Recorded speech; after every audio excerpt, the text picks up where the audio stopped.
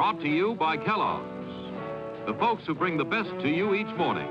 A wide choice of cereals in the forms you like best. Yours from Kellogg's of Battle Creek. Now let's all play What's My Line? And now let's meet our award-winning panel of What's My Line. First, the popular columnist whose voice of Broadway appears in papers coast to coast, Miss Dorothy Kilgallen.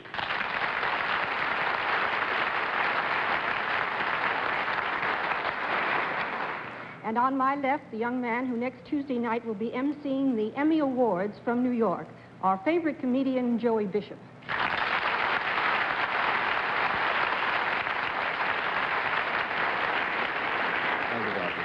And to my left, a young lady who has just returned from a triumphant tour, a one-day visit on Mother's Day with her son Peter in Deerfield, Arlene Francis.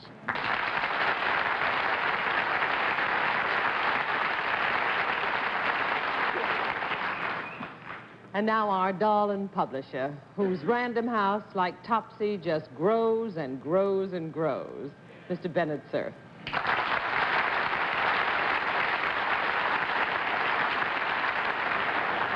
And here's our fantastic panel moderator who can make the complicated explanation of a news story of great international significance seem simpler than a routine answer to a simple question from a beleaguered member of this panel. John Charles Francis Toohey Daly.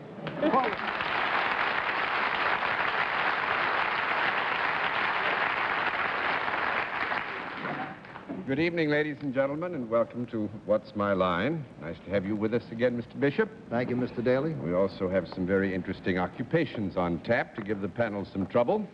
We'll also have a famous mystery challenger before the panel a little bit later in the program, and we'll meet our first challenger after this word from Kellogg's. And now let's meet our first challenger. Will you enter and sign in, please?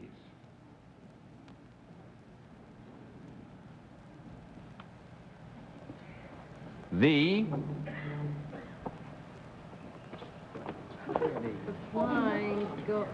Flaherty Brothers, is that right?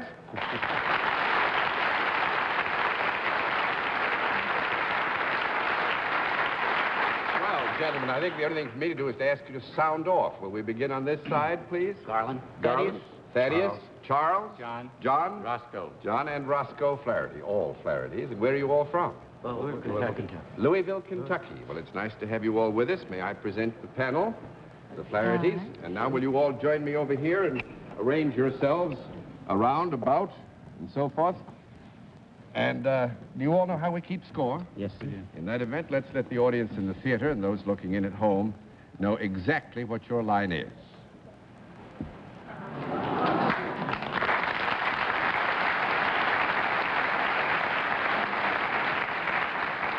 All right, panel, we can tell you that our mystery challenger, all five of him, are self-employed, and they deal in a service, and we'll begin the general questioning with Dorothy Kilgallen.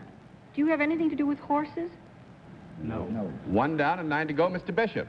Am I safe in assuming that you do not play touch football against the Kennedy brothers? You are safe. Is it a service that requires all of you being present? You mean in a group or? Yes. No, they would have to give you a no on that. 2 down and 8 to go, Miss Francis. Messrs. Flaherty's, could I use your service? Yes, you may. If I lived in your part of the country, would I be liable to use your service? Possibly. In doing what you do, would you ever come to the house? Good, sometimes. That would be a sometimes. I could go to an office or a store or someplace that you are and get your service at the same way, could I? Yes. Uh-huh. Do you do anything that changes something materially? Do you do something that changes something materially? I don't think So that you would notice the change? Oh, yes. Well, I think here, with your permission, gentlemen, since the question was posed as change materially, we'll give a no answer, because I'm afraid that might be misleading otherwise. $3, 7 to go, Mr. Cerf. Mrs. Flaherty, when you are performing the service that I'm sure you perform so beautifully, do you come into physical contact at any time with the person for whom you were performing said service? Yes, that's right. Just a minute now.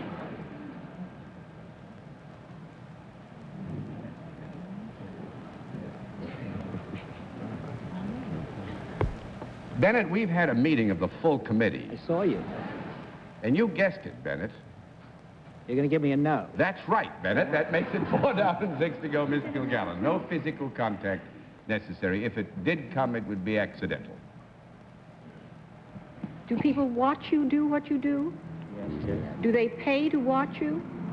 Yes. Indirectly. Indirectly. I think that's a fair answer there. There is a payment made, but we would not suggest that it necessarily was made only to watch what was being done. Are people better off because of what you do? I think we'll let the answer stand that our guests think so. Do you own, you're self-employed? Some are and some are not.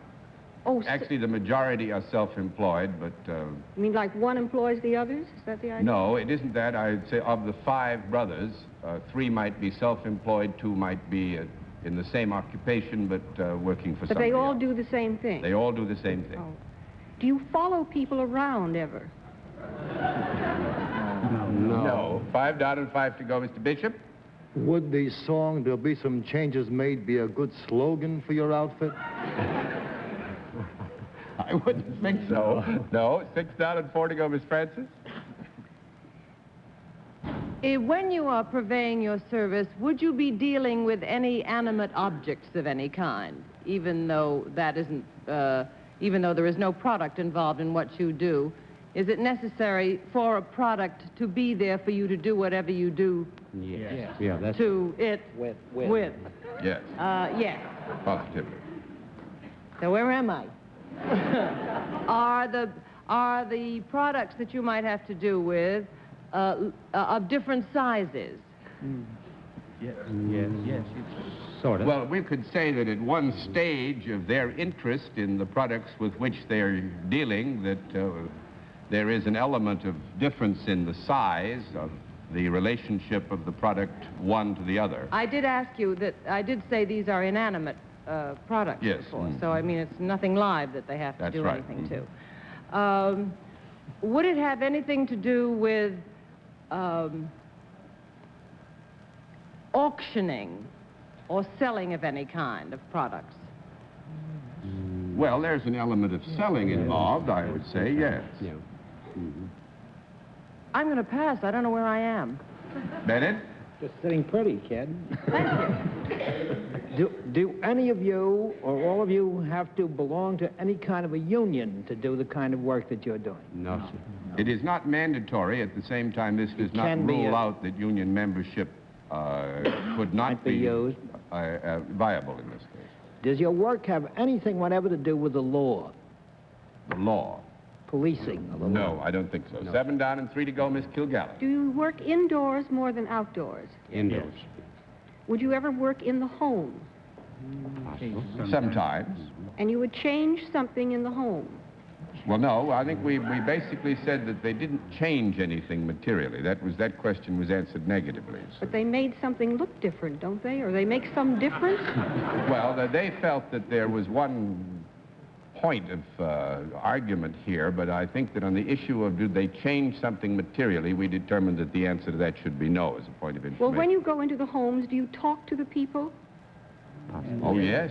Do you give them any advice? Well, this would be perhaps a result of just idle conversation, yes. But they don't go there for idle conversation. No, I would think that's fair. You know. And you don't touch any people. That's right. Do you touch anything? Yes. Do you ask for anything? No. That's 8 down and 2 to go. I'm going to give you 1 more minute, Mr. Bishop. I think you guys got a lot of nerve coming here tonight.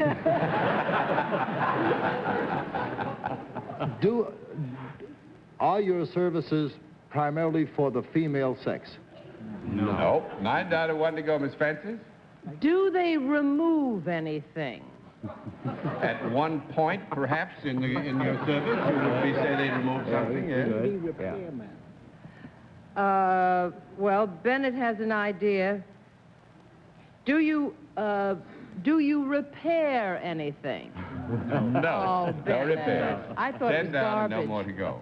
Gee, you never really got on the track of it because they all do the same Plumbing? thing, and it's Louisville, and we just passed Derby Louisville Week. bluegrass. Bluegrass, that's a very good clue, bluegrass. Does it tell you anything? They're farmers. Bartenders, that's absolutely right.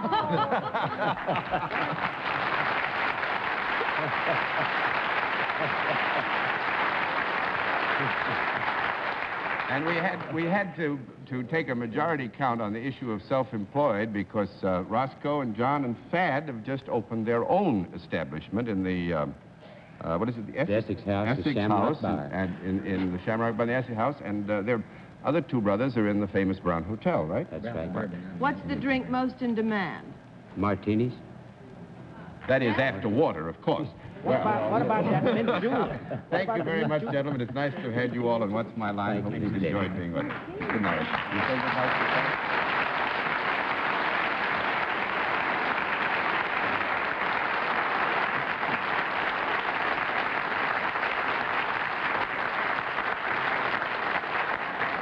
Mr. All right, let's meet our next challenger. Would you enter and sign in, please?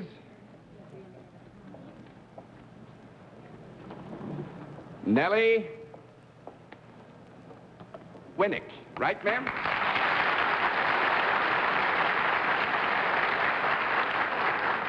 Is it Miss or Mrs.? Mrs. Mrs. Winnick, and where are you from? Decatur, Illinois. Decatur, Illinois. It's nice to have you with us. May I present the panel? How do you do? Now, would you join me over here? Do you know how we keep score, Mrs. Winnick? Fine, then we'll let the audience in the theater and the audience at home know exactly what your line is.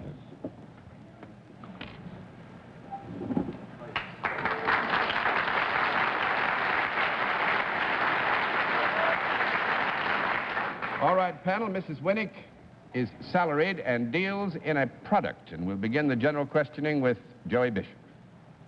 She's the Flaherty brothers' best customer. Is the product that you deal in something that any one of the members of this panel would be interested in? Would be interested in? Yes. Yes. Is it a product for the home? You mean by this to adorn the home or to be used as a part of the day-to-day operation of a household? Or what else, John? Ask me another one. Maybe I'll answer you. Maybe I have to give you a no in those terms of reference. That's 1 down and 9 to go, Miss Francis. Is it a product that would ever come in contact with the person that was using it? Is it a product that would be on the outside of a person? When they were using it, yes. Mm-hmm. Would it be considered in any form apparel? Would it be apparel? No, that's 2 down and 8 to go, Mr. Cerf. Mrs. Winnick, is your product used by both sexes? Indiscriminately, evenly? Well, I would say it would hard to lay down, you know, in specific terms, but I think the fairest answer is to say it's used by both sexes.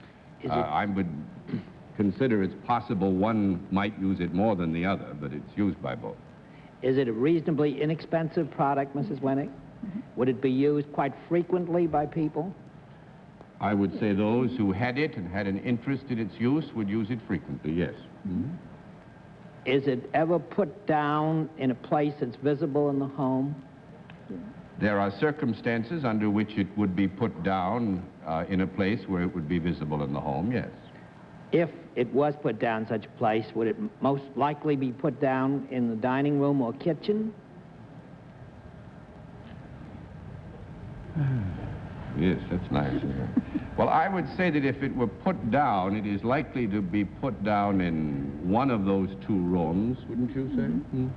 Might the kitchen be more likely than the dining room? Just having in mind the usual experience or the normal record of experience, I think perhaps the kitchen would be a likely room, wouldn't you? Would, Mrs. Winnick, this product then be of any use in the preparation of meals? No, I don't think so. 3 down and 7 to go, Miss Kilgallen. Mrs. Winning, I'm going to ask one of those questions that I always ask wrong. May I rule out false teeth? Asked it right this time. Is it something that shows when the person is wearing it? The assumption of wearing there gets you the no answer.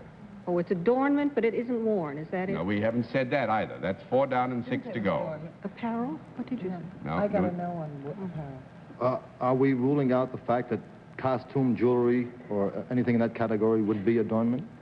We're not ruling it out. I mean, if you want to ask the specific question as to whether this product is an adornment to the person if used... Well, let me ask you this, John. If I start to ask it and you reach for the card, can I withdraw the question? Yes. Is it in the field of costume? Let me ask you this.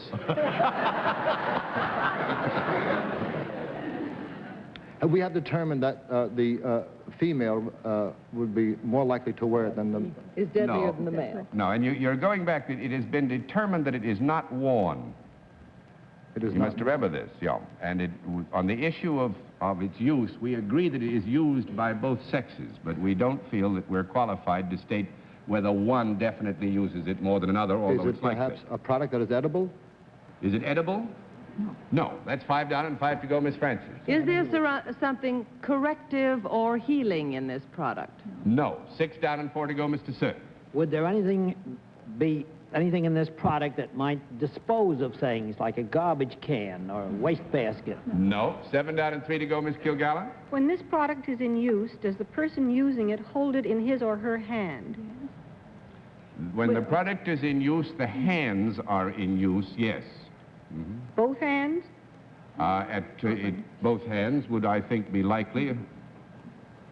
Could And- this ever be used as a weapon? No. Not for- No. not 8 down and 2 not to go. meant to be. Not meant to be, Mr. Bishop. Tune in next week, folks, and see the new panel. Is it perhaps something that would be used in terms of cleanliness? No. 9 down and 1 to go, Miss Francis. May we rule out that it is alive in any way? Mm-hmm. Is it made of a material of some kind? Mm-hmm. Do you, would you be liable to put it up somewhere? It is described as being put up, yes. Mm-hmm. Put up some kind of Put up. It has nothing to do with... wallpaper.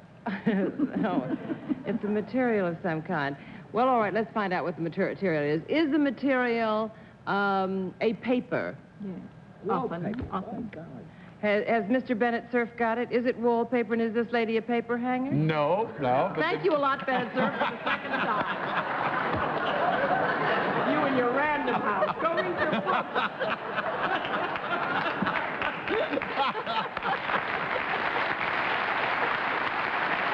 It's a good idea. It's a good idea. Probably But actually, you were on the track putting up some paper. If you can't put up wallpaper, you'd think of kites now, wouldn't you? Kites? Kites. She's a kite Kite. maker, Mrs. No, actually sells kites. Oh, Sells kites. Yes, darling? sells kites Put for a the kite in the kitchen? kitchen? No, well, a youngster who is playing, I tried to tell you that, this is something that could come into the house, and you could find it. A youngster coming in from play with a kite would put it down somewhere in the That's right, kitchen. It's John. not barred from You the run house. the sloppiest house, John. No kitchen should be without a kite. There's no question Okay. about it. Not if we have any choice in it. Actually, Mrs. Winnick is a vice president of the High Flyer Manufacturing Company. One interesting aspect of this, Mrs. Winnick told me, you are remaking an order. We have a repeat. Have a repeat order from the United States Navy. The 6th Fleet in the Mediterranean has reordered on the basis of their original experience with a kite they had made that had a message in 8 languages written on it. What was it? The United States 6th Fleet, Power for Peace. And in the Mediterranean, the 6 fleets in the Mediterranean, and they give these kites to youngsters all over the Mediterranean. Yeah, that's wonderful. Well, thank you very much for puzzling the panel completely. Nice to have you with us.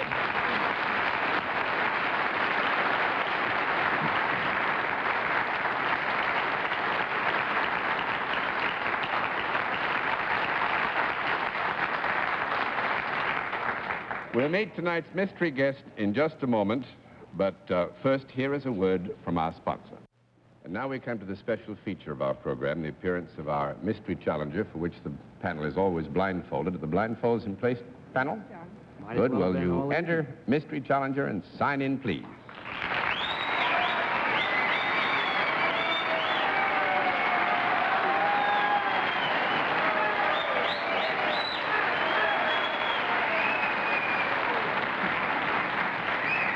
All right, panel, as you know, the case of our mystery challenger, different form of questioning, one question at a time, in turn, moving clockwise. We'll begin with Arlene Francis.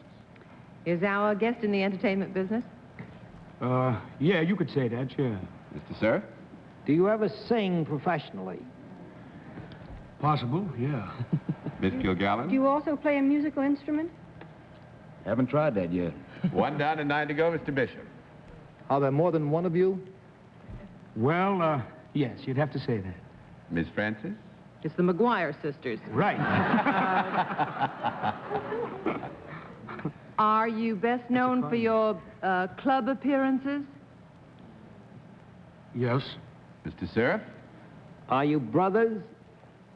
Well, Michael. Yeah. Miss Kilgallen? Are you recording artists as well? Well, you might say that, yes. Mr. Bishop? Would Gary mean more to you than a city in Indiana? Thanks a lot, Joey. Yes, I think you would. You got it, Joey. Say it. Say it. The Crosby brothers. I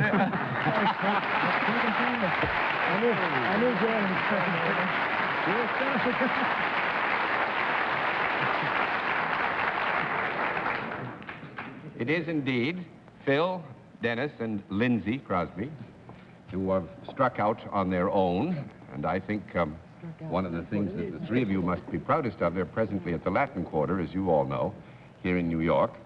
And they had a very successful opening night. And I think the thing they're perhaps proudest of is that 1 or 2 of the major critics went out of their way to say that while they had the capacity to bring back memories of their very talented father, they could stand on their own as performers, and that they had done a very fine job of working hard to prepare their performance. So congratulations to all 3 of you for that. Thank you very much. You know, we felt very fortunate with the critics here in the big city, and very lucky indeed. I should think you should feel very fortunate and lucky and happy about it, because I never saw such universal praise from you. We're also very glad to see you and Dorothy in for that opening night. Oh, yes, we have to go for that. What was Joey? Where Joey was out. working. Where were you, Joey? I'll tell you, we felt a little guilty having given away $100. You know, we thought we'd better grab them quick. Make it up, you know, the deficit. Well, just so that we don't let that stand on the record, we'll flip all those over, and the boys can tell us what to do with it later on. That's the thing. Well, I hope your good dad is watching, and congratulations again. And may I hope that you all have the wonderful, long, and successful career he has had. Thank you very much. And thanks a lot for coming in.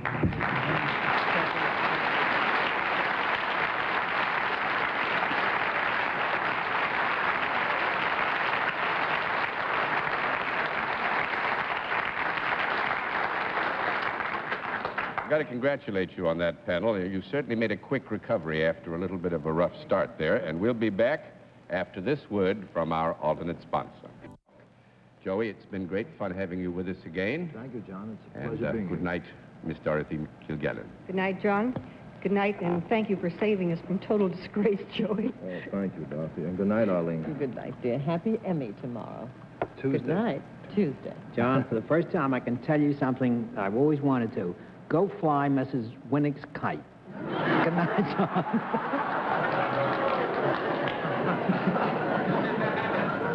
I liked it myself, and thank you very much for being with us on What's My Line.